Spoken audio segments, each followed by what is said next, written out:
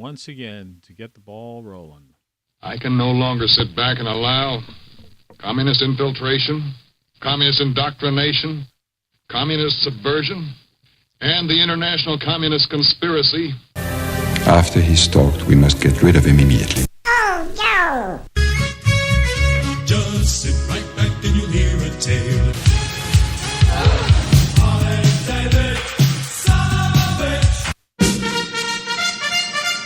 Good morning.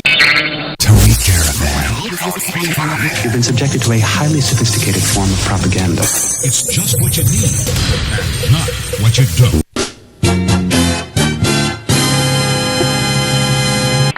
And welcome to another show. Welcome to another show. Really big shoe planned for you today, folks. 4:57 a.m. I think it is the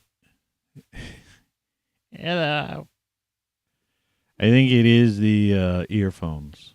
The volume's not as loud in my ear. I also discovered yesterday that when I was doing that phone call that I accidentally had the caller tray in the left or right speaker, depending on whether you're thinking stage left or stage right. Stage left. No, yeah, it was stage left, but it was in my right speaker. I had an adjustment I could have made on that, but I accidentally, when I was trying to up the volume, I hit the wrong thing.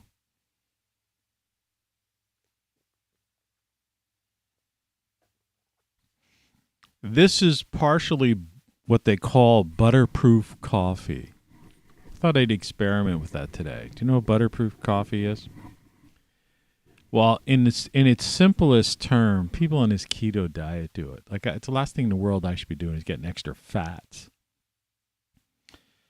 with the old gallbladder thing. But I put a little bit of Irish butter from grass-fed cows. It's not the easiest stuff to get. You can see there's Irish butter you could find in most supermarkets.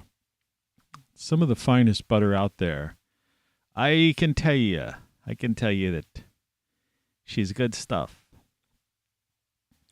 But what you want to get is the Irish butter from grass-fed cows. It says so right on the bottom of the label. I'd have brought it out, but it would have melted during such a long show, which I may have to take a break somewhere in between this show, because between the Irish butter in the coffee and the 10-time probiotic prunes I had for breakfast with heavy fiber cereal. Who knows what that could be, right? Brilliant! Who knows? Anyway. Quality, quantity, and variety. ROCKFLUX. Let's get this show on the road. Okay, I promise I will. I put a chat out there that says the glass is half empty, and you know it. Title of the show is What People Don't See, and there's a parenthetical statement following it that says, or don't want to. And, of course, the title card that may or may not have brought you here is this one. Same planet, same country, different worlds. There's that sunrise Trey was describing yesterday, and on the right and on the left is literally about less than 20 minutes or so ago. Right, you can see the porch rail right off my porch. And if you look closely towards the ground, you can see the drifting snow. And despite the fact of over 24 hours of nonstop rain, it snowed, and you've got under there must be ice. Imagine like a half-inch ice or a quarter-inch of ice even under drifting powder snow. It's basically a recipe for broken neck. And you can see the streets are the same way. The mounds of snow, have come down, though. If you look at camera 2 up top there, you could kind of still see, well, you see the streets white, but you could still see that mound of snow. I guess after the show, I'll go out. I when I took this photo on the left down below on the title card, I was able to just sweep the snow. It was about an inch or so on my stairs, whatever you want to call them. Same planet, same country, different worlds, right? Different worlds. Yeah, it's a lot of stuff that it's like these climate. I was thinking this morning when I was getting up. I think I slept fairly well through the night. And I was thinking about, like what goes on in the mind of people like that Greta, who's, you haven't seen much of her lately. But, when they see these prolonged periods of frozen wasteland and, the whole northern tier of the world, literally.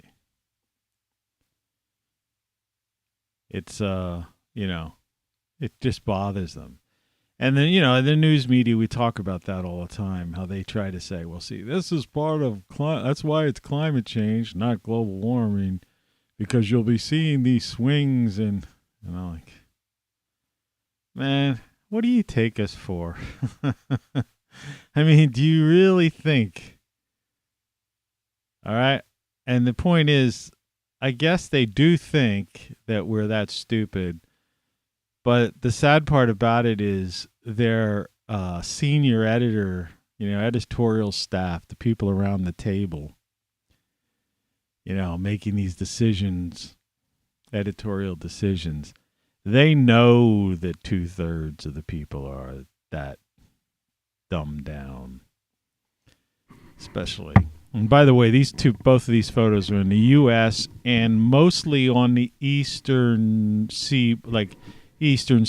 I'm in the mid-Atlantic states, but I'm not really technically all that far from the coast.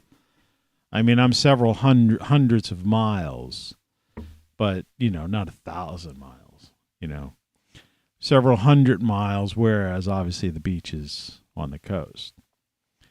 But, this is, the contrast, of life. The difference from north to south of those probably could be,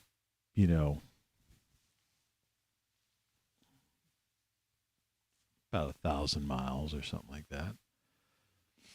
I don't know. I can do a test on that. Just out of curiosity. New window.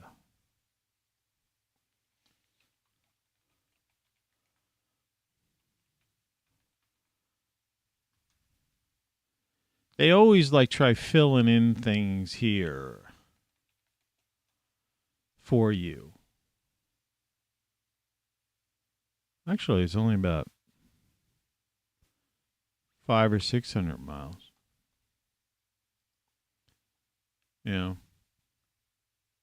Which is weird. So, I mean, that's quite a distance for just 500 miles.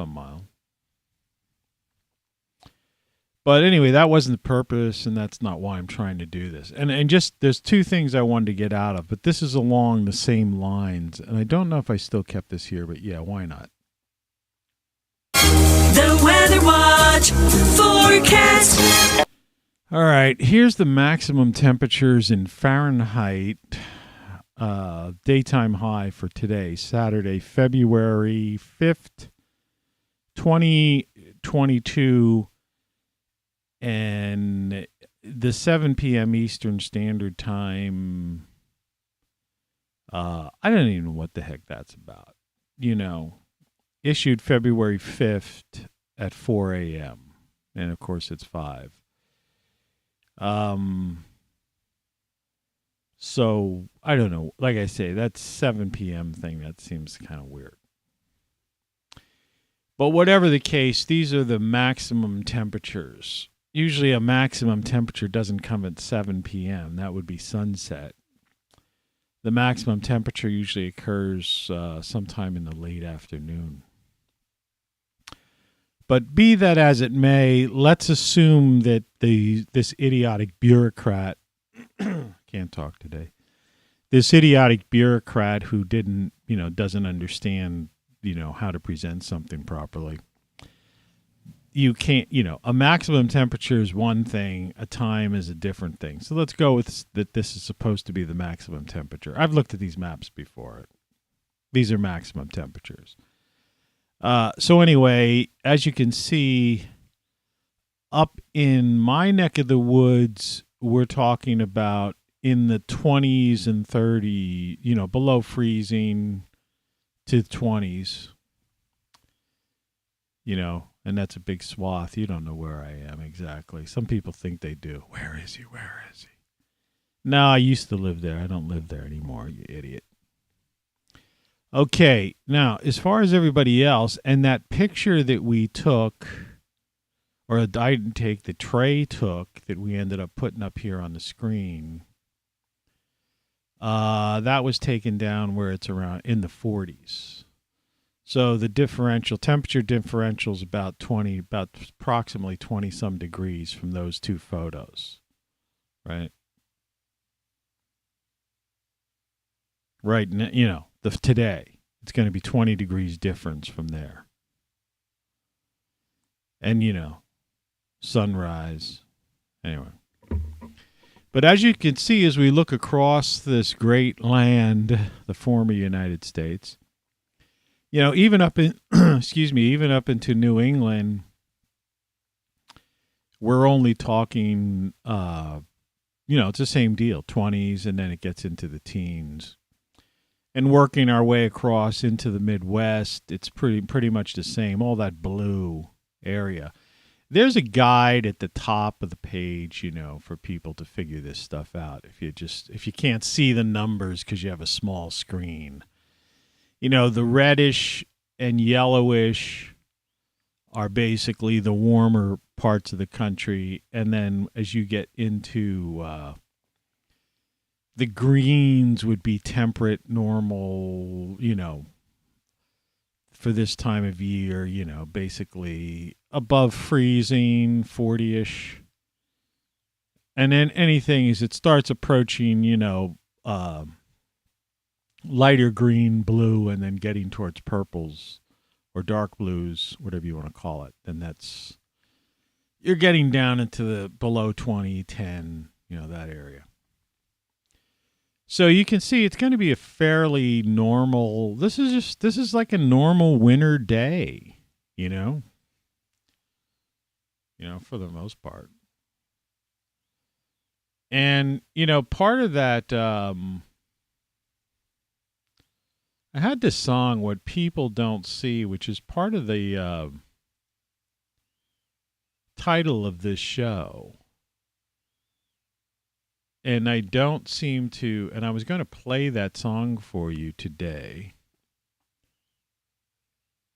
And I'm trying to find it in my mix. And because I'm going to give you a little break here in the show. So these are some songs that you may or may not have heard. I'm going to come back on visually here. So anyway, that's the weather. And here's a little break. I'll be right back.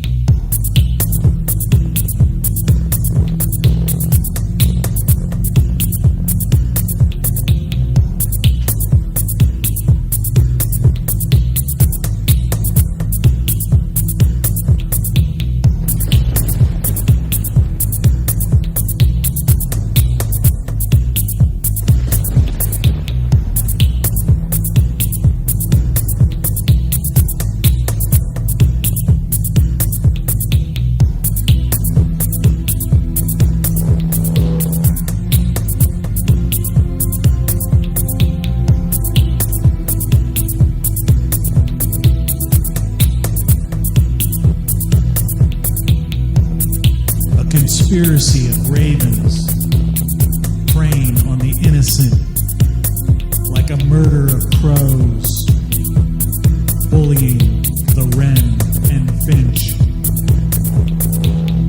stealing the food from the cardinal and blue jay. Only the robin and dove stand their ground.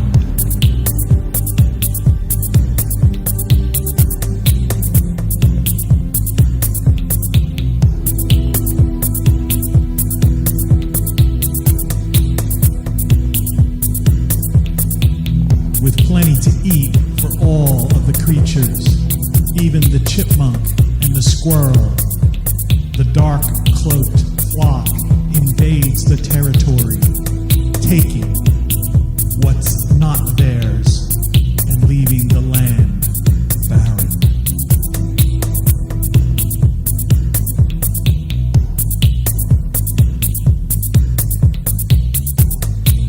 Opportunistic and boisterous, defecating everywhere, always lurking and spying from above,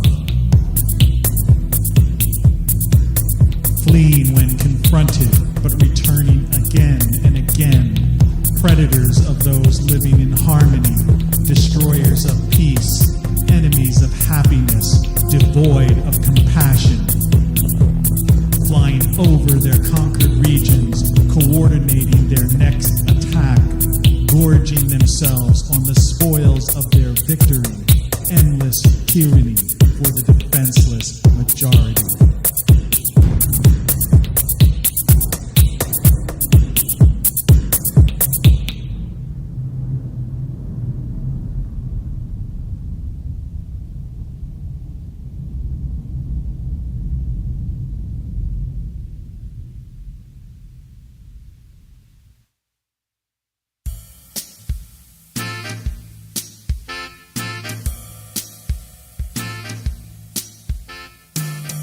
There's a war being fought by people on the fringes of society.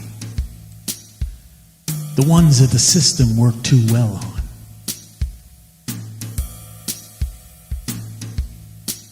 They're desperate and obsessed with the various causes. But apathy still rules the masses. They're addicted to memes and headlines and posts. 21st century news junkies glued to the media. And like in a game, they've all picked their sides. But it's a game that never ends.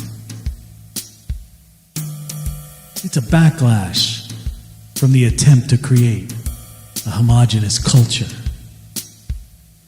A cry to hold on to one's individuality. A purpose in life in a dehumanized world. An exercise in futility for the open-minded. It's an endless struggle where there's no resistance. But first you have to free your mind. It's not about social injustice or gender bending or any of that stuff. Neither is it about politics. That's just the packaging. It's about trying to find a place in a world gone mad.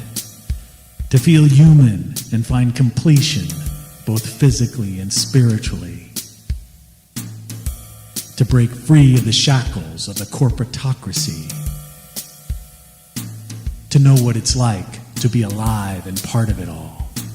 Like those cats in the 60s. It's all about peace and love.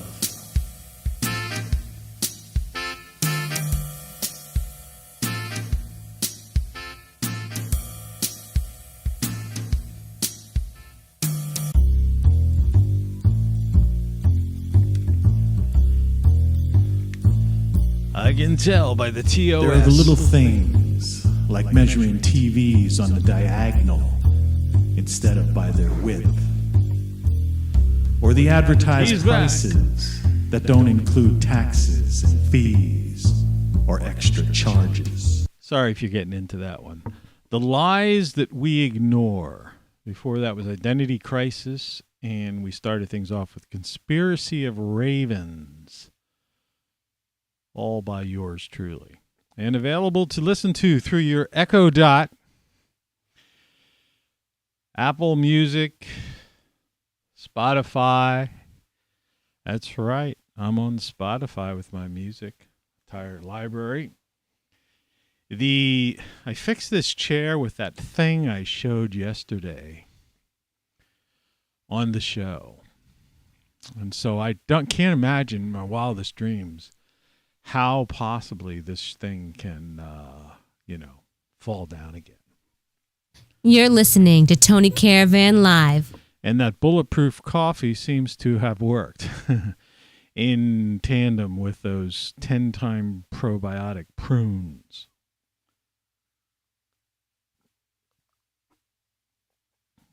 As the idiot said, "Nuff said." You like my voice on those retro-y beat poetry tracks, because a lot of my beat poetry is more, is just like my own what I call 21st century beat poetry, but I do some with the upright bass, and the drummer, boom, boom, boom, boom, boom, boom, boom, boom. Yeah, because life is. This is insane. Butterproof coffee with with Irish grass-fed cows. The beautiful green grass of home, right? Yeah. Tony Caravan with you on this Saturday morning, weekends. That was another thing I thought about why I lie in bed before I got up, what people don't see or don't want to see. I wanted to play that song, but I don't have it on this computer. One of my own. And the thing is, every day is the same day when you're like retired. That's the beautiful thing. You got to figure a way, Look, the grid's going to come to a big, screeching halt. Then the internet's going to be all over. You won't be seeing my mug on anything unless you're within so many, miles. I mentioned once before, you'll hear my voice around the world, perhaps, because I do have a broadcast antenna in setup. And obviously, once the fit hits the shan, you can forget about, FCC stuff and all that's out the window, right? There will be no FCC because those buildings will be vacant. Think about it. COG, continuity of government. Well, continuity of government is basically what even they haven't figured out themselves. I told you my family was in the printing business, and we used to have a government contract for a little while. We used to print some manuals. And one of the manuals I remember we printed that wasn't a confidential thing. It was a zero defects program. And this is like 40 plus years ago, something ridiculous like that. And it was this little manual that they apparently would issuing to, people, I don't know if it wouldn't have been, the grunts wouldn't have gotten a copy of that necessarily, but everybody above grunt level. And I don't mean to put up this image as if to call this person a grunt, but let's see if I got the right one here. No, not there. Here we go. This is Tulsi Gabbard, of course.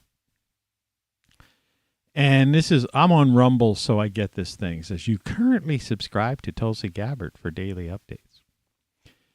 And it's just her saying, power elite playbook, discredit and censor. And, she's been really outspoken. And I first of all, the Democrats totally blew it, because if she would have been the president of the United States, that would have, the Republicans would have been out forever. You know what I mean? And the Republicans, she actually applied to the Trump administration in the early days to serve for them. And man, did they blow it, because whoever they had working for them, they should have put her in. But anyway, I advise you to listen to some of her videos and check her out. She's got her act totally together. I mean, I don't know what to say. She's the most prominent public figure who makes sense on the scene today. And the Democrats had her running for president. I mean, it was like, boy, did they blow it. That's one of those really makes you see that they really had other plans in mind. But anyway, back to the Zero Defects program. And what the manual was, I remember looking at it. I was a kid, but I liked booklets. That's my little weird thing, and I went on to print them. I just liked I like booklets. It was just interesting things. I like to make them. I published many a magazine of all sorts, and I published my own books. It's getting cold in here right now, I notice. Temperature outside my studio, you see a picture of what it looked like a half hour or so ago.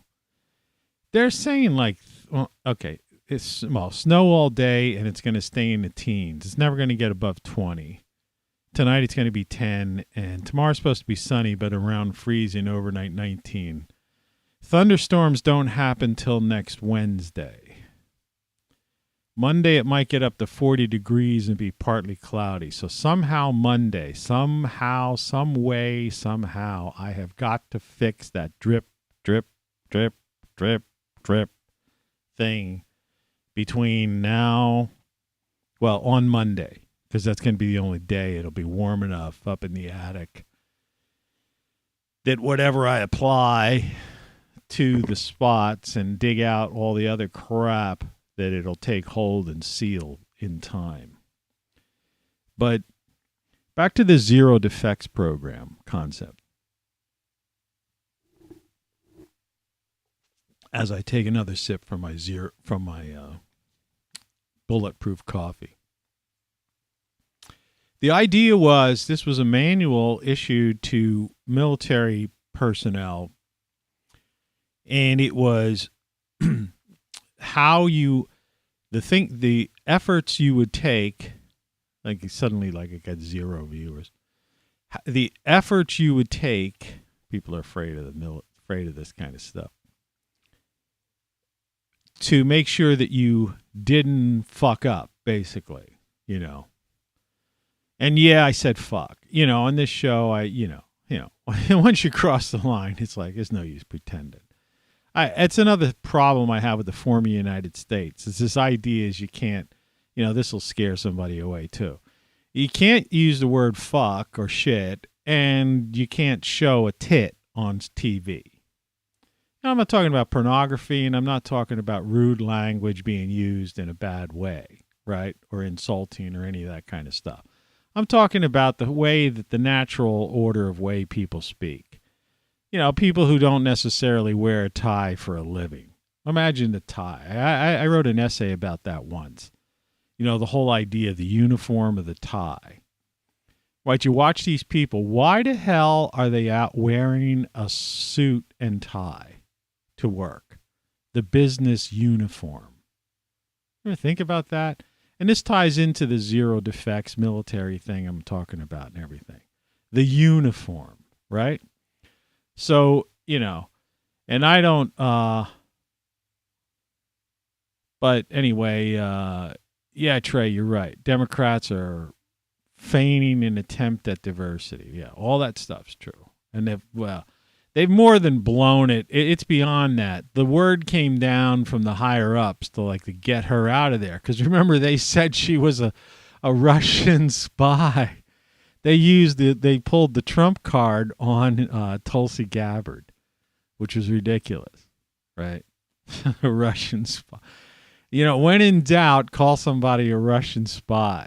It's like I've always said over the years, every Russian I have ever known, I liked. And in fact, when I was the general manager of a radio station, I gave this Russian woman a show. I used to hang out with her and some guy she lived with too, but I used to go over their place sometimes, and I used to drink with them and hang out with them. I always liked, So, Americans don't even understand, they just don't get it. But that's their problem, not ours, right? But the idea behind this zero defects program was well thought out. And it was how and the steps you would take so that you wouldn't fuck up, right? Because in the military or in anything that's mission critical, that's another little 2 words that are key. Mission critical. So whenever you're working on something, where you can't afford any cog in the machine, okay? And by cog, I don't mean continuity of government, which we talked about in the opening part of the show. No, any gear, any element, anything, you cannot afford to screw up. And this systematically went through it. It was a little handbook you could fit in your shirt pocket, right? Shirt pocket. So, let me just take this down for a second. Shirt pocket. I like shirts that have multiple pockets. Like this is a double pocketed shirt. And I like cargo plants too. I like the nightlife. But anyway, we printed that book. I read it.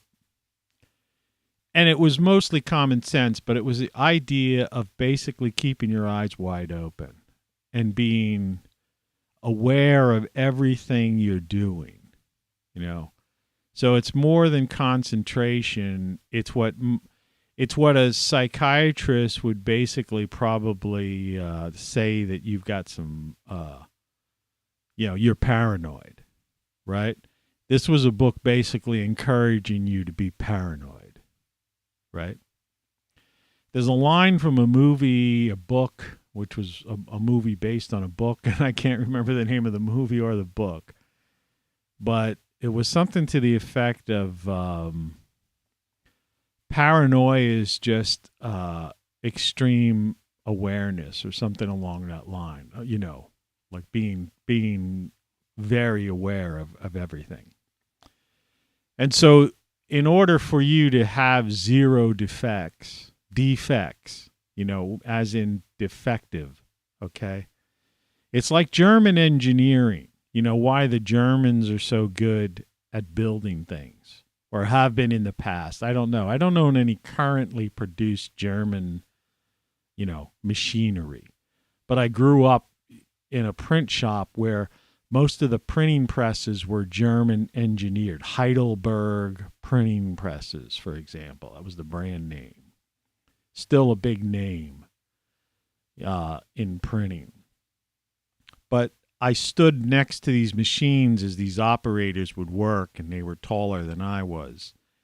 And I used to be fascinated by the intricacy of, how they were put together machine-wise. German engineering. And it's the same with their cars, and anybody could tell you that. And for decades and decades and decades, that was considered, the gold standard was a German engineered, machinery. Okay. The Japanese were good at miniaturization, but they were copycats. Their idea was, and I'm generalizing, and some people might take this as being like weird, trying to like take a people or a group of people and putting them into a category, categorizing them. But it's true. These are generalizations. And the idea here is that, I don't know why this screen, you see how this, I just moved the screen there. It's just like this, it wants to swivel a bit. Well, when we developed the tubes and radio and all that stuff, post World War II into the 50s and stuff like that, where Japanese had dealt with being defeated, humiliated, and they basically said, okay, we're not going to pursue the military route. Now, that's a whole different story now. Now the Japanese is like building a military again and all that stuff. But they decided to focus, and they adopted I'm all over the place with this show right now, but it's all coming together. You're listening to Tony Caravan Live, where I was talking about the coat and tie and the uniform of people. And so the Japanese adopted the American look right down to the coat and tie. And so Japanese executives wore a suit and tie, right? The American uniform. And then they took the, this technology that America was in the foreground on, dating back to Tesla, the original, some people today, when you mention Tesla, they think of Elon Musk or something. Like they think he's Tesla. It's the truth. People are really weird and dumb. It's just, can't repeat that enough. 2/3 of this fucking country are like fucking idiots. But anyway, so the Japanese were into miniaturization. One could argue that Moore's law was basically the concept of looking at how the Japanese, and again, I'm generalizing, kept miniaturizing everything. The transistor radio. You take a U.S. radio. Let me get rid of this thing for a second. Okay, this thing here is an AM, old-fashioned AM radio. Look how big it is. And it takes tubes, right? And I have tubes. In fact, if you look up here, there's a thing, Sylvania. If I get my hand, remember, there's some weird effect that goes on here. In other words, this is really strange. It's a physics. This is like one of those weird things in physics. You look in a mirror and you see things opposite. Okay? And so normally if I were in a program, particularly on the Mac computer, but I'm sure it works on other computers, they have like this photo booth program. And when you look through the camera, the on-air light wouldn't say on air. It would be RIA no. Okay? But that's fine because somehow, because it's a mirror, it's like if you're adjusting your face. When you look in the mirror in the morning, it's a mirror image of yourself, but you're able to like trim your soul patch. Right? Without any difficulty whatsoever. You could shave. You could do all this stuff. But you're trained to look through that mirror image, right? Now, of course, we could get into the black mirror, which goes back into magic. I'm going to go all over the place with this show, so you got to like put your seatbelts on. But incidentally, let me get this. This is the black mirror. And you were always warned about the black mirror, about how this was captivating and this was the magical aspects of it, but black magic, okay? The dark black mirror. Okay, we just threw that aside in. Now, back here, as I was to go back to the radio transistors and get into the Japanese thing and German engineering, this is called YouTube. You're watching me somehow through YouTube, unless you're listening to this as a podcast, which is quite possible because I'm all over the place now. This is a tube, okay? And a tube basically, plugged in, to a circuit board, what we call a circuit board, and this was in a television radio like that. That whole big thing, it's red. You can't see with the color that great, but it's like, look how it's fairly long, and all that is an AM radio. Okay, well, there wasn't even the FM band wasn't even being used, and there's two dials down the bottom you can't really see. They're being covered by some stuff, and one's a volume, and one is a tuner, tune in the station frequency. And that ran on tubes, all right? And this is what a tube is.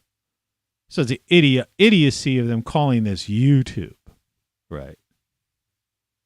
Because even when they started it, the cathode ray tube was on its way out. I mean, we were using some of those big monitors that had cathode ray tubes, but they weren't internally. They were still run on circuits, because what the Japanese did was they created the transistor radio. So they took that AM thing there, created a transistor radio. This one is an AM FM, miniaturized every aspect of it, right, to where it's even battery powered. You will feel it in 30 minutes. Order now at healthylooking.com. The Stem Cell Wellness Kit from Dr. Malay protects your body's stem cells and will make you feel better, faster. The Stem Cell Wellness Kit with AdaptoStem and ImmuStem and your free gift relaxer. Imagine that, the commercial that just came up. The stem cell. This is the year 2022. Transistor radio, no tubes, right? In fact, the transistor radio, if you look at a tube, is basically, the same size or almost thinner than an old-fashioned tube. And so that was the Japanese contribution to modern technology. And it's hard to see here because they've got some kind of weird effect on there, but it says transistor radio. But like I say, it works. Exposes the Washington insiders in the series Hypocrites in America. Get Newsmax and every. All right, so it must be a right-wing station on here. Okay. So I'm going to take the transistor radio and put it back on top of my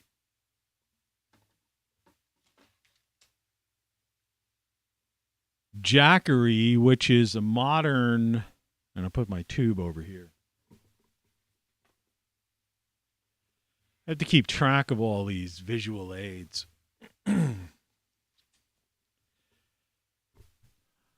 So I don't lose them. This is my game over hat. So I'm not wearing since Warner Brothers sent me the Matrix promo hat.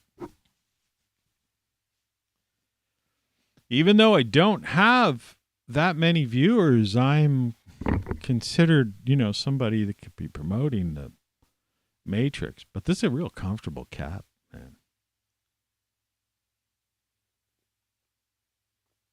Bulletproof coffee. I just put like a little bit of that Irish grass-fed butter in, in the paper. You put the coffee in the paper filter thing, and I just put a tidbit of it in there.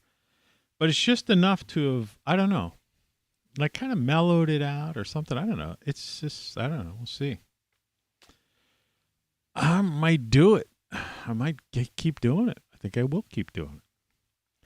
So I was talking about Zero Defects program, the uniform, how people have adopted this uniform regimentation of the businessman.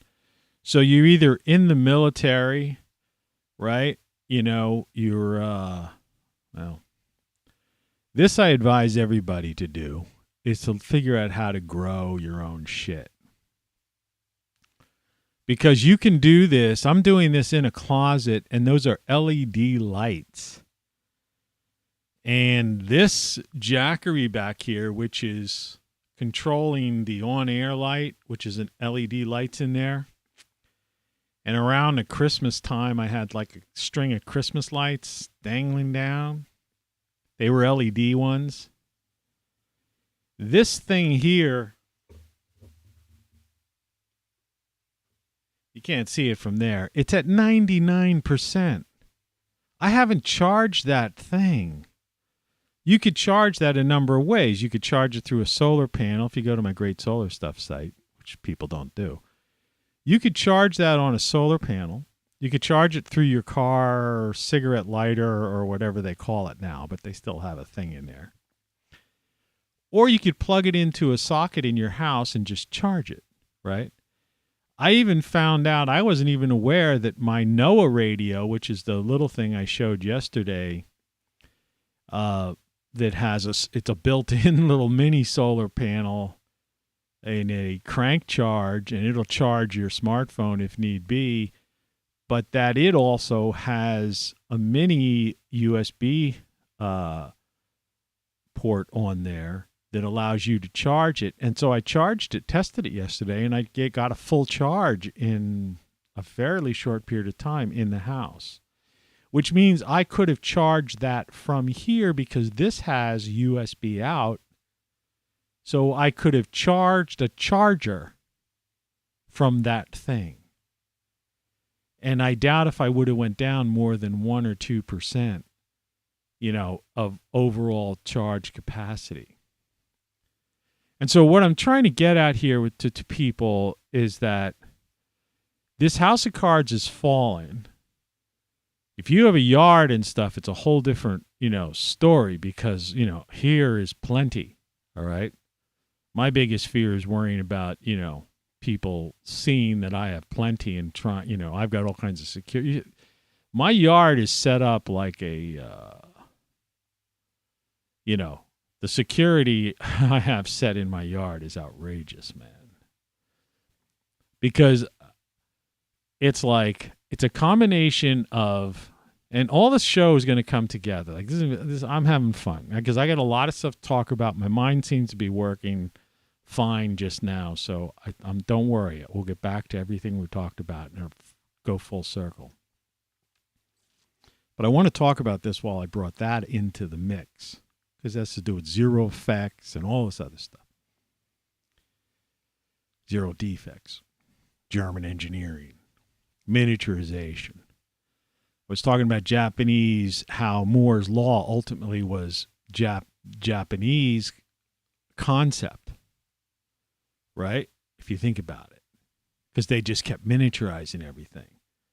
And then that became the idea of Moore's law, that the chips would become smaller, and better and cheaper every 18 months, right? But the Japanese started doing that stuff in the 50s, See, once they abandoned, the idea is once you abandon as your goal military domination of the world,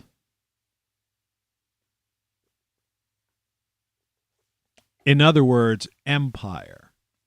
Remember, the Japanese, it was the emperor who had emperor. Literally, Japanese had an emperor during World War II. And the emperor had to surrender, right? Meaning the empire basically fell. Okay? So you don't have a Japanese empire anymore. And Japan was not seeking to be an empire. And so the U.S. is now the empire, right? Or thinks of itself as the empire. But the empire was challenged. Well, World War II, the Germans were trying to, had that. And Mussolini, he was just like wacko. I mean, that guy was, he had a lot of screws loose in his head. Stalin was just a fucking like crazy fuck. Killed 100 million people or more. Mao was out of his fucking mind too, right? Delusional, like crazy fuck, but totally a different kind of mad fuck than Stalin or Hitler, who was a demented, crazy megalomaniac, mass murderer. I mean, it's amazing in the 20th century that so many of those people rose to power. You think about it. And literally were responsible in the 20th century of the deaths of approximately at least a quarter of a billion people. Yeah. A quarter of a billion people.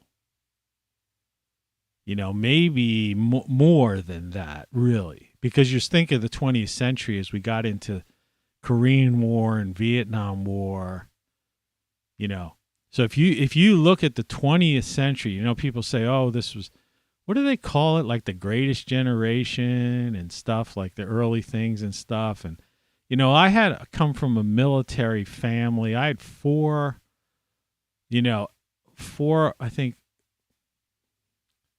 three different uncles who were all military. My father was military, you know what I mean? Others in, So the point of the matter is, so I'm not, degrading military service. I started talking a bit about this, about doing military, doing contract, that basically technically we had a military contract after my dad got out of the Korean War and had running the printing company. And I worked in Washington, D.C. and all that stuff, right? But the point of the matter is, I'm not getting away from that, and I'm still talking about, I want to talk about that. I'm just trying to find all this stuff. Yeah, it's all hypocrisy here we go. And Tulsi Gabbard, who's like totally pro-military and still active military, who I totally admire and think she's great, all right? And, and all that jazz. But what I'm saying is, once you get out of the idea of empire, which the U.S. there are still people in the U.S. who believe in empire, even though they don't realize that the true empire is more like a Star Wars empire, right? And so, the evil empire that's way, way above, like that conversation we were talking about yesterday. But in practical terms, the World Economic Forum is the new empire, all right? And that Klaus guy is the new Hitler, basically. Hitler, Stalin, Mao, all that stuff. Because the people in charge of the U.S. are right now are just morons.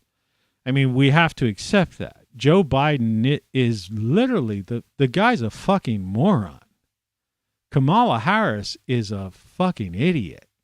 I mean, this is not politically correct show, and I'm not politically correct, and I don't think it really matters. Like, I'm not into this, like, this idea of, like, well, you shouldn't say things like that, and you should be nice to everybody, and, whatever. No, it's words and descriptives and just, it's stuff that people need to hear, because in a time where language is so, like, controlled and people are so careful about what they speak, wrong think, and stuff like that, you have to call things out, right? It's like the hat behind me, game over, and the thing above my head, game over. All right? Joe Biden is a fucking idiot. I mean, all you have to do is listen to him and look at him. I mean, what the fuck? It's beyond the point of, like, him being a puppet. I mean, he is like a puppet. You almost, it's like, I don't watch that stuff, but occasionally I'm just like, out of curiosity, I'll catch something on YouTube. Well, what the fuck did this idiot talk about, right? And I'll tune in for maybe 15 seconds or something. And I almost want to squint with my eyes to see if I could see the strings. I'm serious. The marionette strings. What's holding the fucking guy up? All right? And Kamala Harris said, ha, ha, ha, ha, ha, ha. What the fuck? Where did they find that fucking blower? Right? You know? Gee. And like I said, you know, the people over in the West Wing, they're like people, they're kids who used to watch, they're grown up now, but they were kids watching the West Wing as a TV show, and now they're playing West Wing. They're playing house. Hey, let's play government. Let's pretend, okay. Let's see, I'm going to set up, which characters, I used to do this years ago when I used to criticize people who watched the show Friends. You know, I watched the show Friends maybe, I don't know, a handful of times for no reason whatsoever. Maybe because there was some girl in the room who wanted to watch it or something. I don't know why, but I fucking had no interest in it, okay?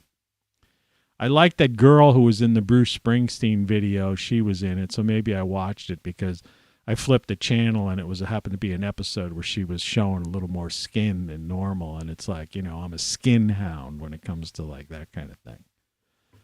Yeah, speak the truth. Speak truth to power. But I used to say, and then I looked around at people. So I knew enough about Friends because it was a part of pop culture, just like Seinfeld. Though, you know, I've definitely watched more episodes of Seinfeld than I watched of Friends. But the thing was, on Seinfeld, people just watched it. It wasn't like anybody was trying to be Jerry Seinfeld. Nobody was trying to be, the nutty guy across the hall, whatever the fuck, you know. Or the postman guy, and, you know, or the bald-headed friend, you know. I can't even remember all the names. I don't care. It doesn't matter. The point was, that was a show, you watched it, and you had a few laughs, and it was about everyday life, and that's the thing. They said it was a show about nothing, but it wasn't really a show about nothing. It was a show about life, because life is really about nothing. And that's what happened. That's where the downfall of America was that we stopped just living our life and dealing with everyday things, right? You know what I mean? You know, so that if there's one thing about that, and you know, it's funny because people from all these shows and this, that, the other, you know, now everybody's caught up in politics and all this other crap. But the point is, nobody gave a shit about that. People just lived their lives, and if they had they had problems or issues or things they got themselves involved in, it was just about life and things. So it wasn't a show about nothing. It was a show about like just life, everyday life. But anyway, Friends was kind of the same thing, but that was a different thing, because that was a way of, I used to say to people, which character on Friends are you? Because I used to notice that was the beginning of where people were starting to seriously become a character. TV was starting to have an influence, and the cult of personality was starting to really grow. It's always been around, you know. I mean, with the invention of, you know, the movie, the picture show, motion pictures, right? You had, you know, the whole idea of Hollywood and, you know, and that idea of people wanting to, and then people started to dress like, you know, the Hollywood stars, and the fans, you know, they had fan clubs, right? And then that carried on into the, you know, music industry, right? Fans, and people would scream, you know, people think that, you know, people were screaming at Elvis or the Beatles and stuff like that. It's like, no, man, they were doing that stuff with like Bing frickin' Crosby and Rudolph Valentino or yeah, you know, Winchester Cathedral, you're breaking me down. You go down to back to the 20s and stuff. People were doing that. Girls, Bing Crosby. The guy looked like Bing Crosby looked like he was 50 years old when he was 20, right? And Frank Sinatra was getting those kinds of crowds, you know, and the girls screaming at him, you know, way before Elvis. In fact, I remember there's some video once where Sinatra and Elvis were on the same stage, And you could see how Sinatra, like just the body language and the eye contact, how jealous he was of the crowd, was kind of like the people were responding to Elvis more than him. And he had realized on stage at that exact moment, because he probably arranged the whole thing because he realized, that Elvis was like passing him in that kind of cult of personality, fandom thing. Real interesting. This is how I'm telling you this is going full circle about paranoia, all right, being important. And it's observation, okay? In other words, keen observation. A psychiatrist is going to say to you, you're paranoid, or we got to deal with that. Let's talk about that, all right? Not you and me, okay? I'm talking about that's what the psychiatrist is going to say to you. Well, let's discuss this. But I'm watching Sinatra, and I'm seeing that he is like jealous, and he's showing all these reactions to this idea because he realizes that Elvis has passed him, he's no longer that thing that the girls are going crazy for. And so his group of people are now older people, right? And so back to like, and tying this into zero defects and paranoia and psychiatry, all right? All right. So the idea is that being paranoid at a certain level. I'm not talking about paranoid schizophrenia. Okay, don't put words in my mouth.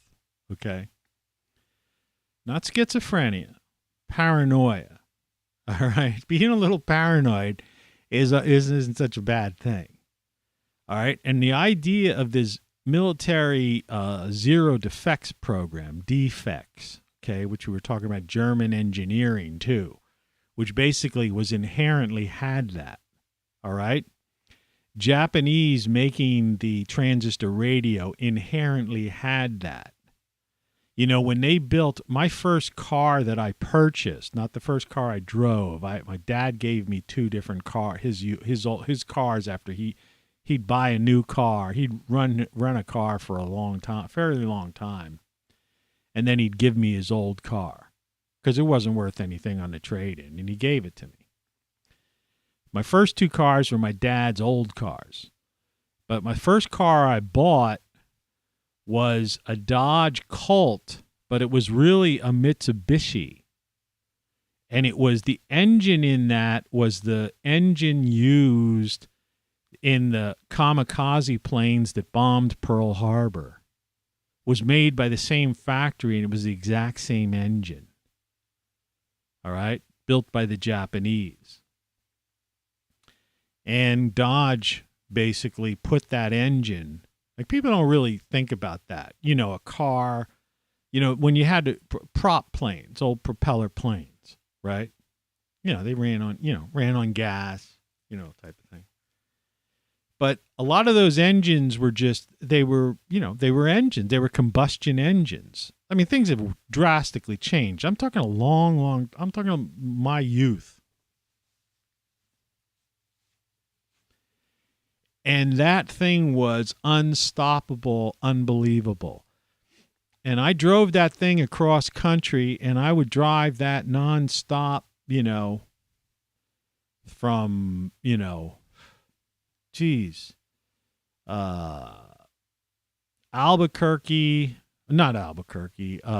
Oklahoma City, to straight through to Bakersfield, maybe right on into L.A., Yeah, I don't think I stopped. I think I went from Oklahoma City to L.A. and just stopped for some fuel and some water, because when I drove through the Mojave Desert in the middle of the day, and I had this weird thing about how I was like spritzing water through the fan so that it would go onto the radiator and cool it down. Because my theory was, the theory that I had experienced from driving so much, that if the engine was heating up and there was rain outside, how that rain would somehow come in and cool your engine down. And it worked. People were watching me do it at one rest stop where there was a hose. And they were like looking at me like I was a fucking nut. I was like spraying, put my finger over the hose, and I was like spraying, had my engine on, and I was like spraying and letting the not belt, but the fan itself, cool the thing down. Because you can't, like, you open it up and it just shoots out all this hot water. You don't want to put cold water in there. I didn't have, I already had enough antifreeze or whatever the thing was. We're talking about 120 degree heat in the Mojave Desert. No place to stop. Last stop for gas. Last stop for anything, right? In this Mitsubishi, kamikaze car, Japanese built car, an engine that was built to make it to Pearl Harbor, right? You see, 0 defects. In other words, we can't afford this thing has to be perfect. You have to be paranoid. All right? You have to be aware of every possible thing that could go wrong and compensate for everything. It's like contingencies for contingencies, right? Backup plans for backup plans for backup plans. It's like on the lunar missions, okay? Yeah, man went to the moon. So if you're one of those fucks that don't understand that. Yeah, we went to the fucking moon, okay? I mean, there's a lot of weird shit that went on around that time and all kinds of other stories we get into. But yeah, we did go to the fucking moon. All right? I have a neat video about that, which I wish you should go and play because that's like a really, the one that's like, yeah, hey, could you believe it? We're on the fucking moon. Check that video out. It's pretty funny. It's still up. But the idea was that 0 defects program. You just can't afford to have, you can't afford something to go wrong. And a lot of people are thinking, they just go through life and they're just thinking, well, they're not thinking. And the schools aren't teaching people, and generation after generation, they don't have any concept of what I'm talking about. They don't care, and all they care about is an app. And when the power grid goes down, they're fucking lost. They got nothing. And so what are they going to do? They're going to come for like my food. But see, as much as I'd like to probably have this outdoors, and I was trying to tell you, man, what I've done is I've actually, but people are going to want to climb over those fences and steal my food because they're going to be starving, right? And they're going to act like wild fucking animals, and they're idiots. This is like the looters, right? Right? The opportunistic looters and the smash and grabbers, right? You got the plows going by. But the streets are still white and it's ice underneath there. There's not much they can fucking do.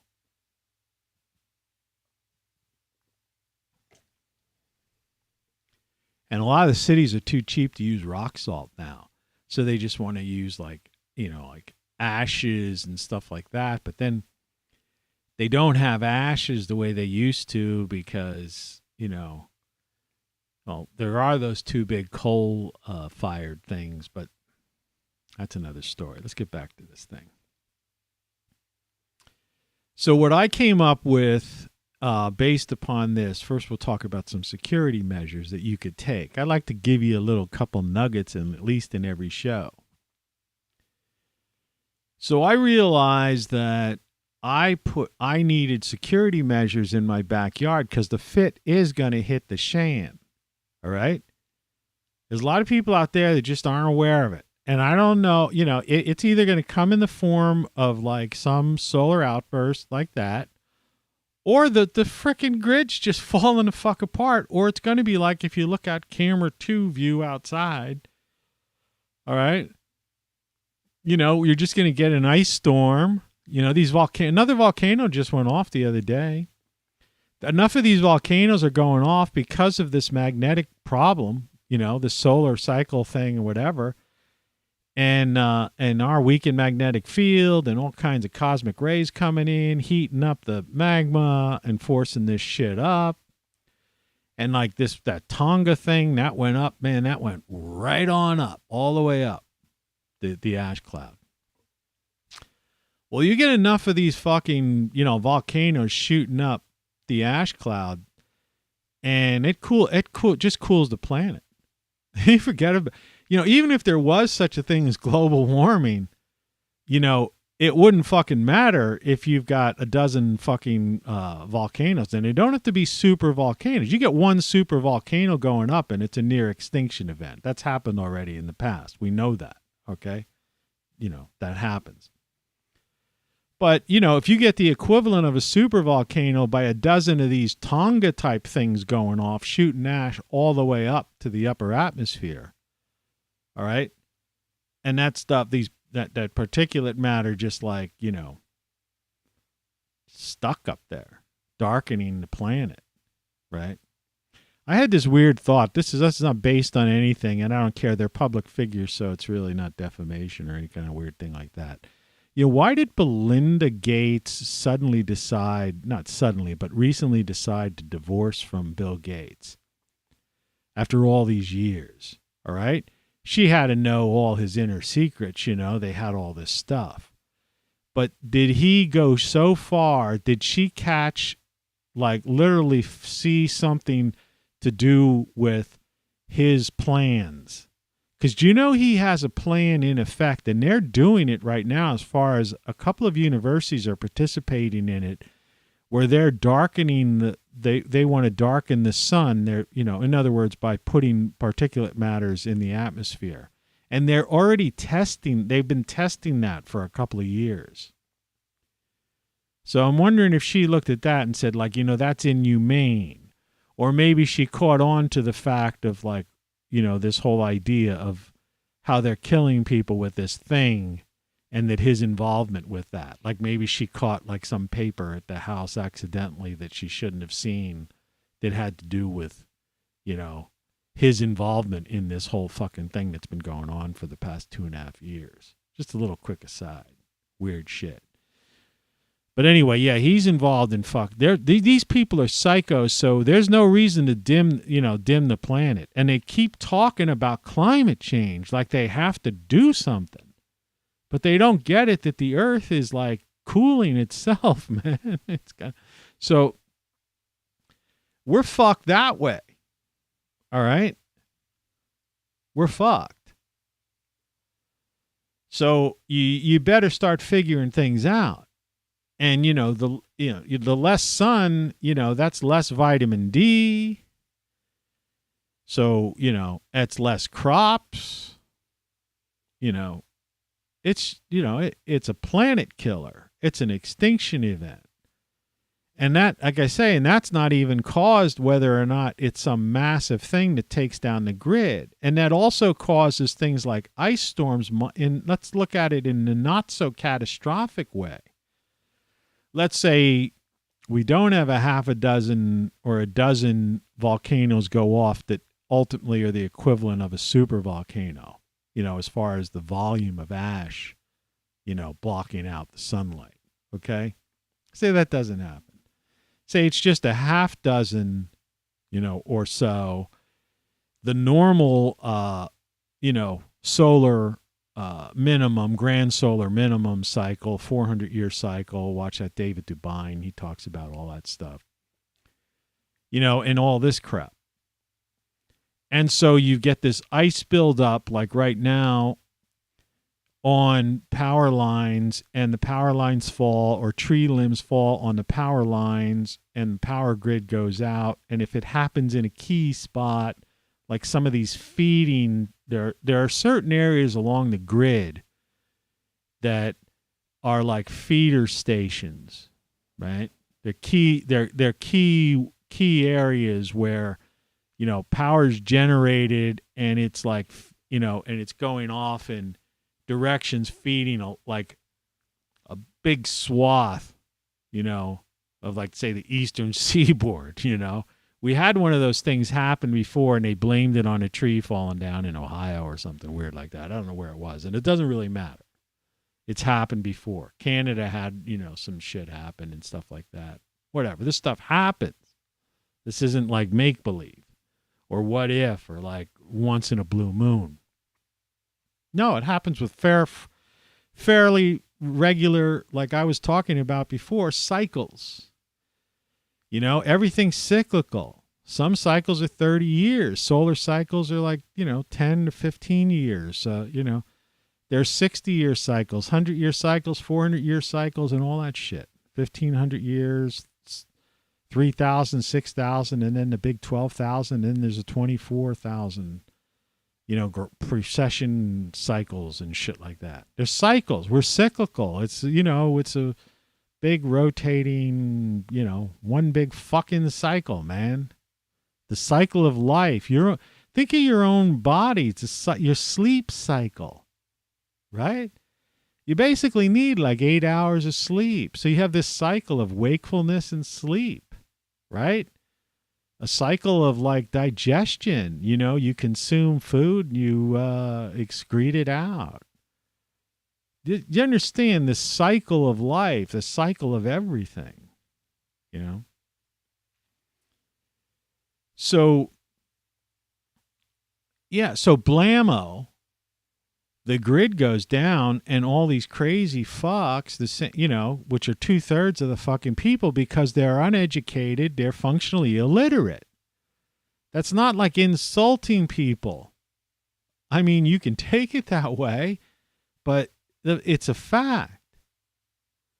It's on government websites, The education department knows that. I think that's where I pulled it off on one of my shows from the education department, whatever, some .gov education department. That, people were functionally coming out of schools functionally illiterate. And this idea of icons and emoji and all that shit was like basically because they're morons. It's like a monkey. You ever see these things where they have a monkey in a cage and they're testing it or some kind of animal, orangutan or some weird thing. And so they have, what do they have?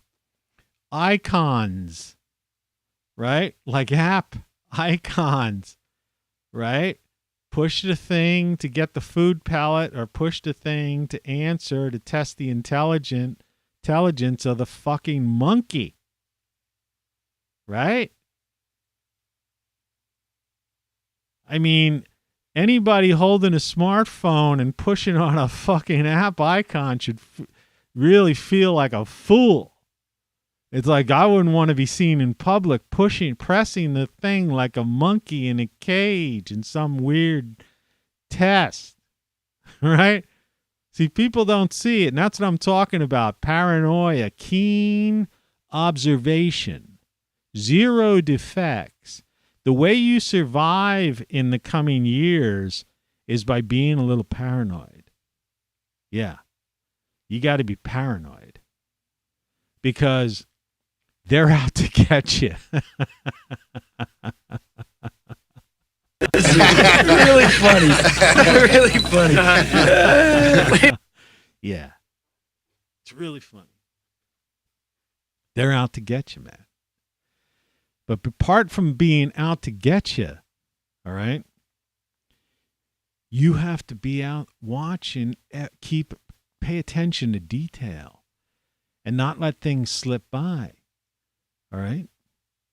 Because you can't afford in a mission critical situation, you can't afford to make an error. Because that error will result in your loss of life or livelihood. Or at the very least, your quality of life going down. Right? And then eventually just dying. And so what I've, like, for example, when I was talking about my garden, there's two ideas here. One is the ability to grow using LED lights, which use literally very little draw on stored power. Okay? And so you can plant and live. I mean, I know that kale plant looks sickly, but actually the other day it's perking up. I don't know what the fuck, but it's fine. You can still eat that. It's still one of the healthiest things for you, by the way. And look at those, I don't know, right below there, those cilantro leaves. I've never seen anything that big. And there's a couple radishes growing in there and some herbs and shit. And that's just in a fucking closet in the middle of the winter, and it's fucking cold in there. But my outdoor one, what I've had to do because of these loons, and this is a 2-year-old picture, so I'm not showing you what I've done since then. I've had to install dual security measures.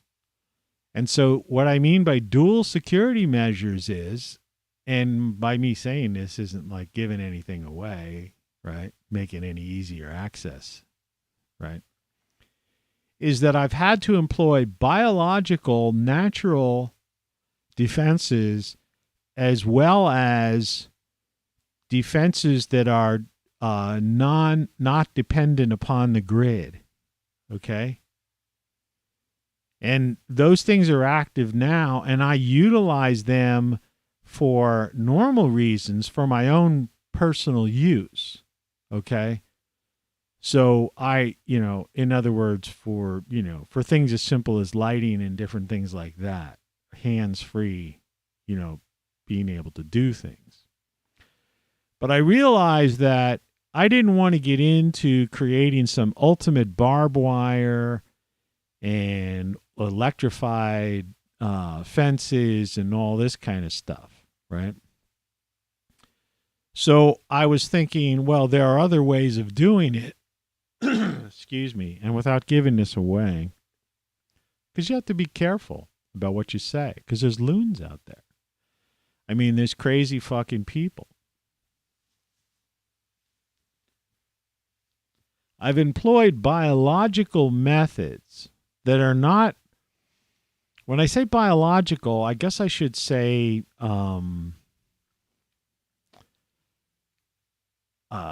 what is the proper word? It's early in the morning. It's 6:19 a.m. Eastern time. Horticultural is a better word. Horticultural methods, not biological. Horticultural ways of horticultural deterrence to people. Natural things, natural defenses that basically are grown and that, and regrow and grow more. And I've discovered a couple of them, and it's interesting. You can do this if you do your research, right? And it's not going to make you, even if you research the type of things I'm doing and figure out what the fuck I'm talking about, it's not going to help you fucking break into my yard, okay? It'll just help you protect yourself. Because these natural horticultural security measures are basically, there's nothing you can do about it.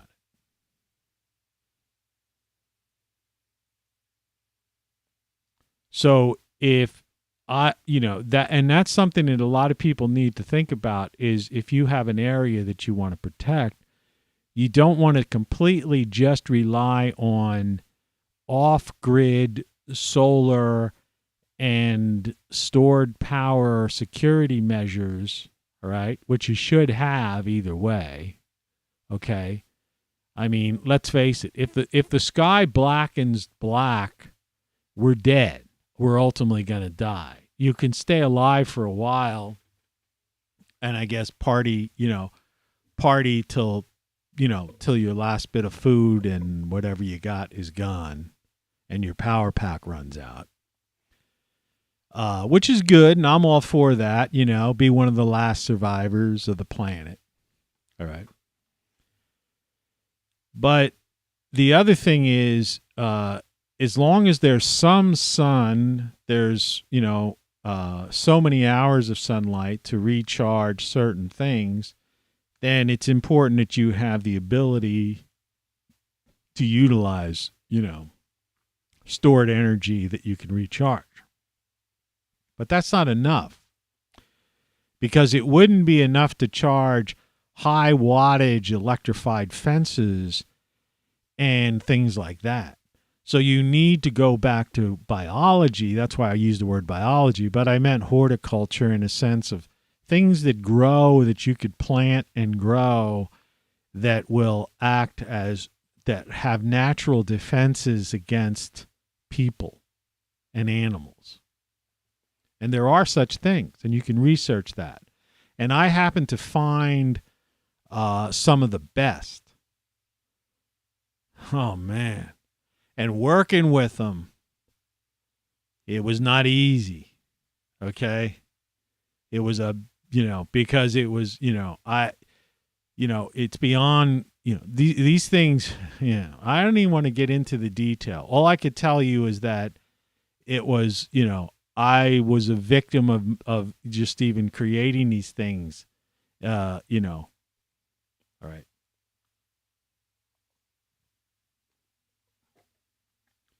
So it's an inevitability that, life in the next 8 years is going to change, there will be a paradigm shift. And that and whenever you say a time frame, it's like the world pretty much is going to end in 24 years as we know it, most likely. But it might not. There's always a possibility that we might not. The thing about cycles is we skip them sometimes. People like, some people like they skip thing, it happens. You could have a diminished cycle, a light cycle.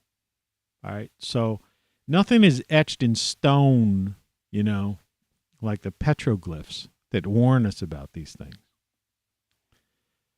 But regardless of that, the way the authoritarian, state is going, the totalitarian Stasi state here in the U.S., and like I say, Klaus, Heil Klaus and the World Economic Forum and all that shit. And that's craziness that's going on.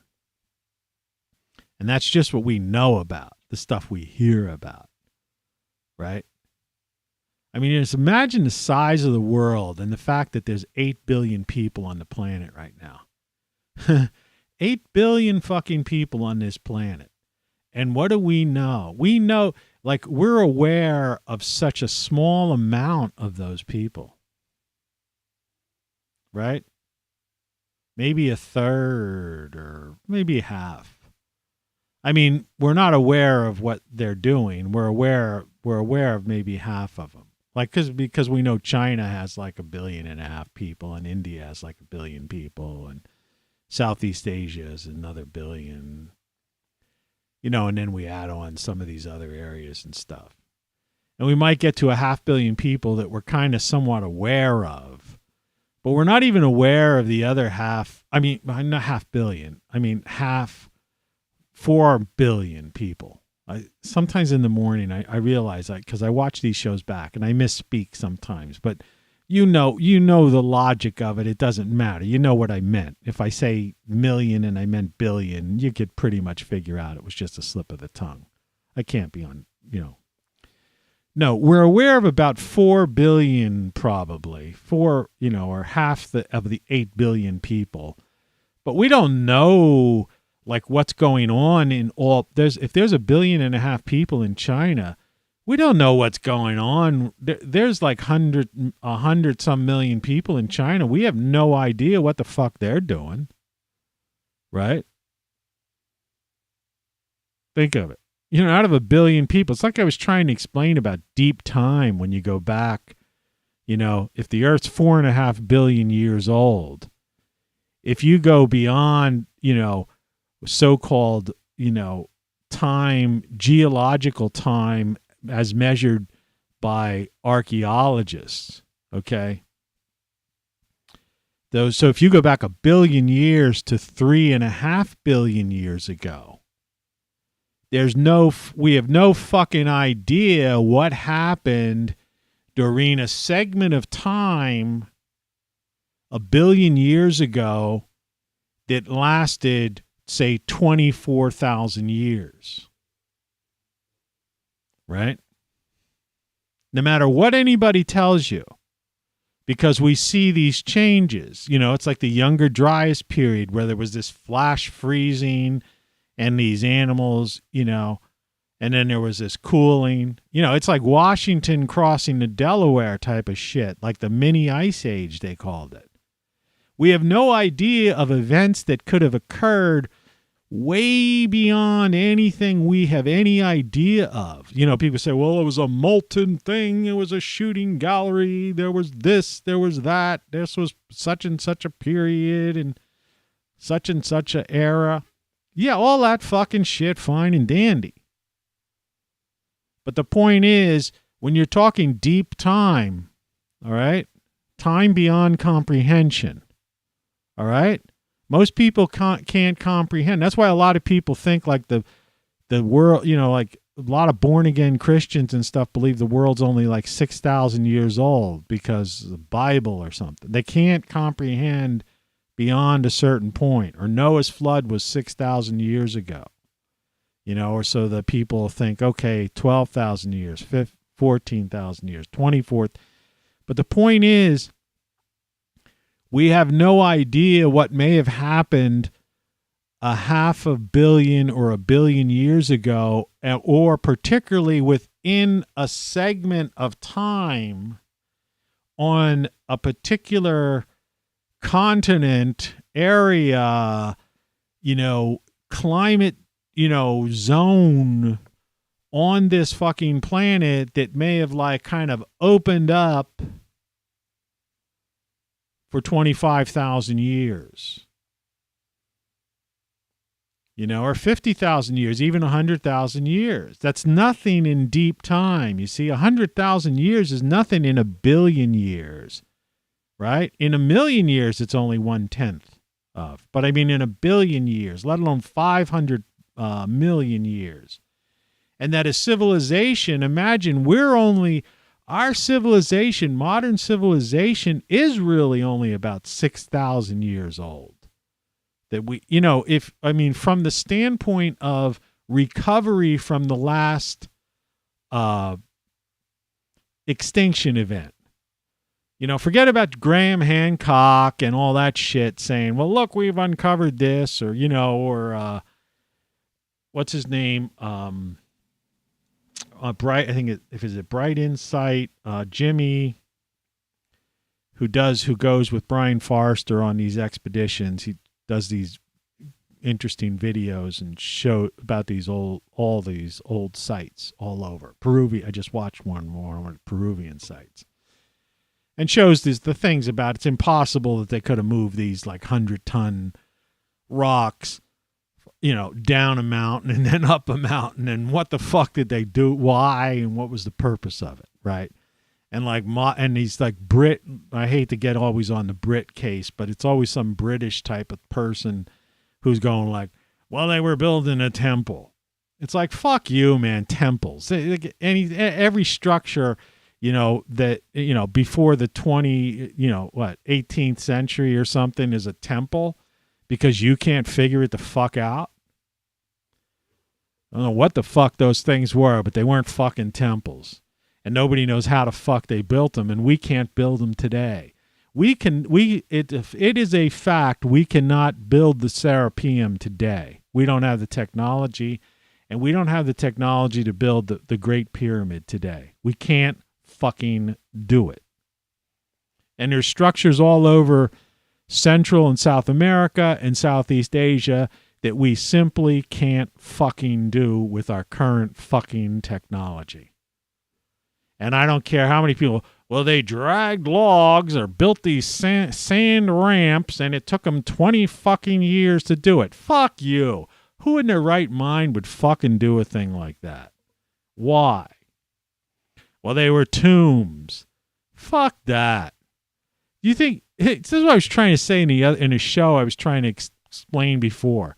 In a country of 330 million people, all right, where you have some people who are trying to rule over 330 million people, and maybe there's several million bureaucrats, right? You know, and people in these various agencies, alphabet agencies and shit like that, bureaucrats, right?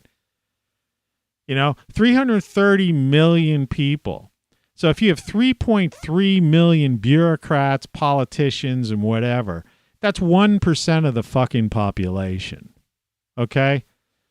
Well, take that back in time into the dynastic period of Egypt or some other period of time. Do you think 99% of the people were going to go like, because this is why I laugh at Americans and say why 2/3 of this country, the majority of the people in this country are functionally illiterate. Where 99% of the people are basically going to do some ridiculous, spend their entire fucking lives dragging stones up a fucking ramp to build an emperor's tomb?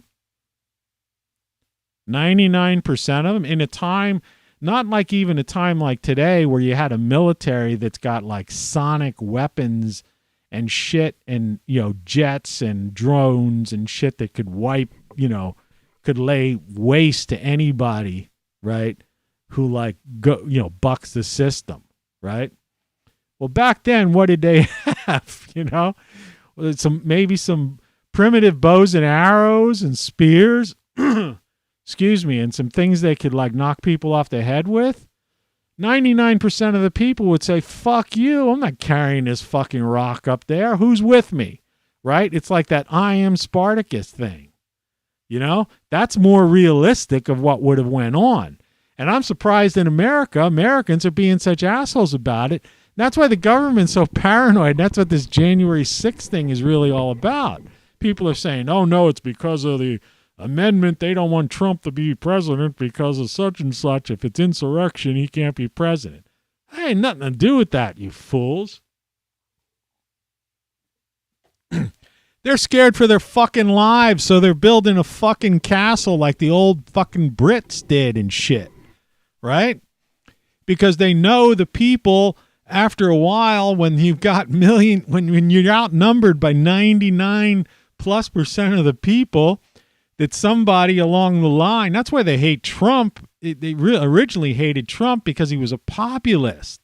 They don't like populists. That's why they don't like Tulsi Gabbard, and I don't speak for her, you know, but I'm telling you, she has a certain appeal, all right, that she could sway public opinion if she was given. That's why they took her off the stage and tried to demonize her the same way they did with Trump. And they called her a Russian spy. She's active military, you know. She's more of a patriot than the average person. All right? People don't get that. They were scared shitless of her. They still are. Because they're afraid of anybody who can wake people up to the point of saying, "Hey man, you're 99%, they're 1% at best. Fuck them and fuck their stupid fucking rules and whatever other games they're playing." It's like I tried to say about this stupid thing, right? That's been going on for 2 years. 99.6% of the people in this country didn't die from it. You got a better chance of winning the fucking lottery, man, in most instances. Certainly a rub-off ticket. Right? You got a better chance of winning a rub-off ticket than fucking dying from this plague thing. I mean, that's probability and statistics. I'm not making this up. That's not misinformation about anything. Go look it up. right? That's the fact. They just present it different. Figures lie and liars figure. They show you the numbers when the numbers are scary. And then they use the percentages when the percentages are scary, right? Then they use all the divisiveness. You see all this BLM stuff starting to come out now? They're finding out that scams and all the money that these people just took, right? Building houses, just taking this money, living, getting bling bling and all that shit. Yeah, it's all a fucking joke, man. It's fucking hypocrisy for fucking profit. All right? Wake up. All right? The politicians, they're marionettes. The media and politicians are marionettes of the corporatocracy, and you're the little puppet of the puppet because if you're caught up in that frickin' world, for crying out loud. Tulsi Gabbard scared the shit out of these people. Anyway, it's craziness, man, when you think about it. But what I'm saying is that zero defects program, all right? You have to think about life in terms, everyone has to be paranoid, a little bit paranoid. You have to be aware, have your eyes open and see what's going on. You can't just be like whistling through the graveyard, because that's what this is right now. You're whistling through the graveyard. Because one way or another, this grid, a limb is going to knock down the grid and you're going to be without power, right? What are you going to do? Be like the monkey in the cage and you won't be able to push the button for the food pellet, right? Do you know how to grow things? No, you don't know how to grow things. Do you have space to grow things? No, you live in an apartment. Well, I'm going to get a gig job. I'll just keep this gig economy job forever. I'll just keep going to the thrift shop and buying up things and selling it on eBay. What happens when the power goes out? I'm going to make money buying cryptocurrency. Well, what good's cryptocurrency if you can't access it? It's digital. You ever think of that? I always laugh at people with that. I wouldn't, there are certain times when playing the market, buying cryptocurrency, doing certain things, it's like buying real estate was a good time. There was a good time. It was a good investment. All those times are over. They've all ended. You see? It's no longer time for that. Here comes a plow. Let's see. Watch the thing. See, they're finally putting down like salt and ash. But the thing is, when it gets to be a certain temperature, you have to have really good snow melt type of rock salt type of stuff. Because a lot of that stuff doesn't work at like 5 degrees, or some doesn't work under even 10 degrees or so. Right now here it's about 14 degrees. But the overnight's going to be 10. It's not, the high today is going to be 19 where I am. And it's like I was showing you this thing. Like here's the temperatures across the country. These are going to be the highs today, supposedly, allegedly. But you can see it's in the 40s all the way down into the south, except the extreme, Southern California and Florida. Right? And, down Mexico way in Texas. But those are the highs. And that's I don't think it's going to get that, See, I get my weather direct. Like some guy used to say, direct. But when the grid goes down, the point of the matter is it happens. Volcanoes go off, they're darkening the thing. The planet is cooling by natural causes, And as the planet cools, do you know that the circulation, the mid-Atlantic circulation, the thing that keeps the northern latitudes warmer than they should be, Like England shouldn't be, well, right now, if you were in England, you'd be saying, well, it's pretty cold right now. But the thing is, England and Northern Europe shouldn't be as warm, generally speaking, as it is. The same with the northern part of the U.S. and stuff. It's because of this mid-Atlantic circulation, right? Well, that's slowed down now. You know that our Earth's magnetic field has weakened by a ridiculous, it's speeding up the decrease in the Earth's magnetic field, which keeps cosmic rays out and protects us even from our own sun. And then the sun is weakening, and that protects our whole solar system from cosmic rays outside. Now, that has nothing to do with CO2. You know what I mean? Well, it's climate change is causing all these problems. No, I'm sorry. Somebody got scared away there because I guess they were a climate person. It's nothing to do with CO2. CO2 doesn't control magnetic fields. All right? It doesn't control the sun. All right? But what happens in a weakened magnetic field situation is more cosmic rays get in, and you're likely to see more geothermal activity, which means more volcanic eruptions.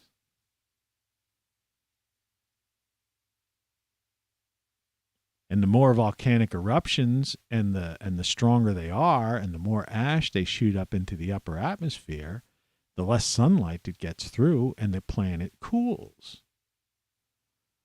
And like I say, you don't need a super volcano. All these people been talking about Yellowstone. Look, if that kind of shit happens, we're goners. It's over. Game over, like my hat there in the back, or, this thing up there. It's game over. Who cares? No, I'm talking about the subtle, slow creep, that's going on. So just like the creep of the Agenda 21, it's now Agenda 2030, and how they're building to have this whole takeover by then, which is really only 8 years away now. And remember, they take away things that, inch by inch, year by year. It's not like suddenly people saying, well, at least we got 8 years before that. No, you don't get it. It doesn't work that way. It's like if the sun nova, it's like, might be 20 years from now. Well, at least we got 20 years. No, it doesn't work that way. The magnetic field keeps weakening bit by bit, and more cosmic rays keep coming in. One of these days, what happens if the Atlantic circulation just stops? Then the Thames freezes over like it did in the past, right? And then what are you going to do? And at the same time, you close down all the pipelines and got rid of all the so-called fossil organic fuels. And how are you going to heat suddenly this cold planet? The big population centers are all in the northern areas. That's where the main population centers are, right? Well, how are you going? What are you going to do?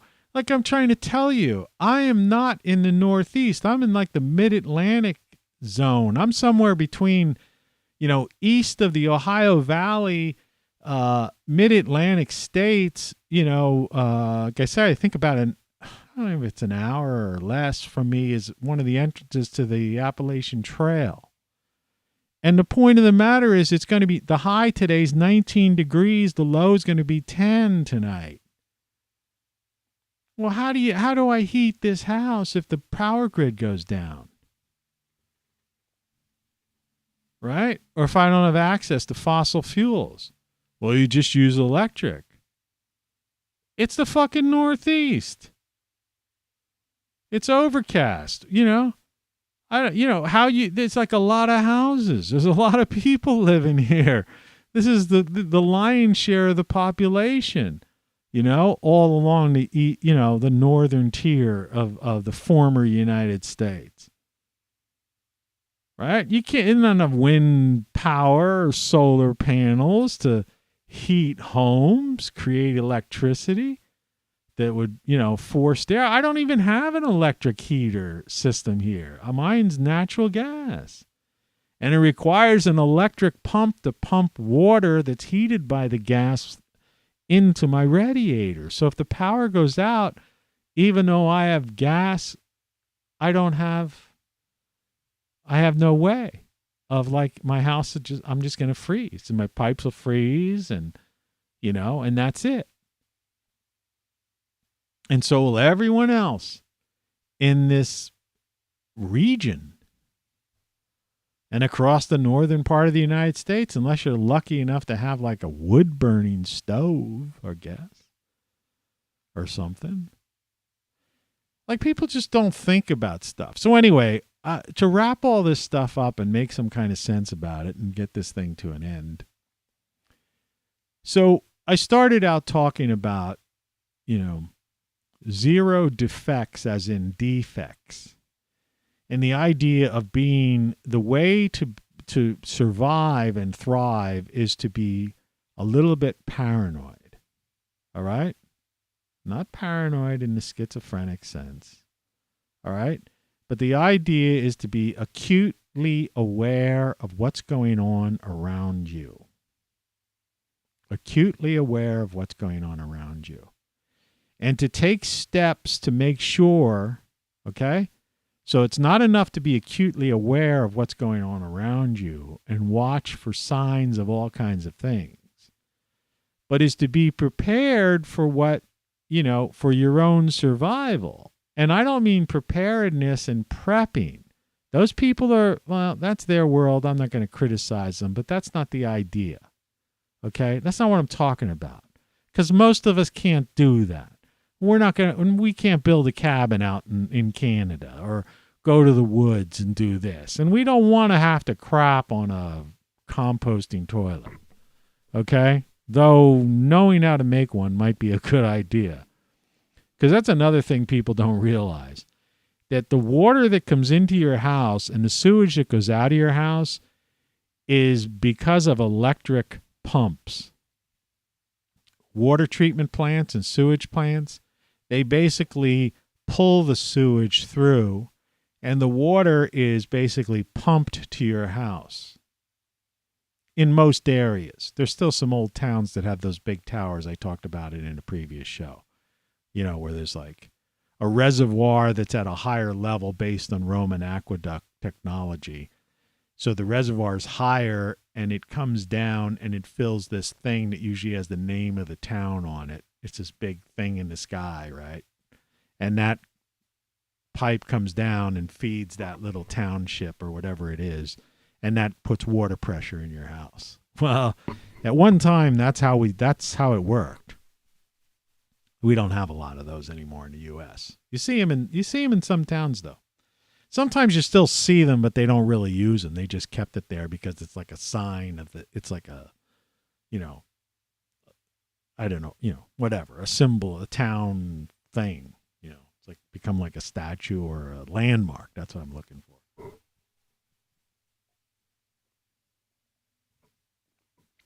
Bulletproof coffee. Put a little bit of Irish grass-fed butter from grass-fed cow butter in it. It's good for you. Other than that, I think it covered a lot of stuff. Yeah, weird. This kind of stuff I'll be getting into more and more in these coming shows. So, good morning. Wow, that was loud in my ear. I don't know if it was loud in your ears. Thanks for watching. Visit TonyCaravanLive.com, ROCKFLUX.com. If they take me off of this channel, I'll be broadcasting live on maybe Locals for a little while. Rumble bought Locals. I don't know what's going on with that. I haven't really checked that stuff out lately. I've been busy. I am busy trying to deal with this house. I got to prepare for the next storm that's coming up the end of this week. And hope that the weather is somewhat accurate. The weather isn't really accurate. Go to Great Solar Stuff and get some prep for yourself. You better get some power backup, man. I'm telling you, this shit's going to happen, and if you don't have it, you're screwed. And I'd appreciate it if you support the channel by buying books or a hoodie or a shirt or stuff from Great Solar Stuff. I get peanuts from that. But it might be just enough for me to get a better power backup system and some soil and stuff so I could survive myself. Until the next time, cheers.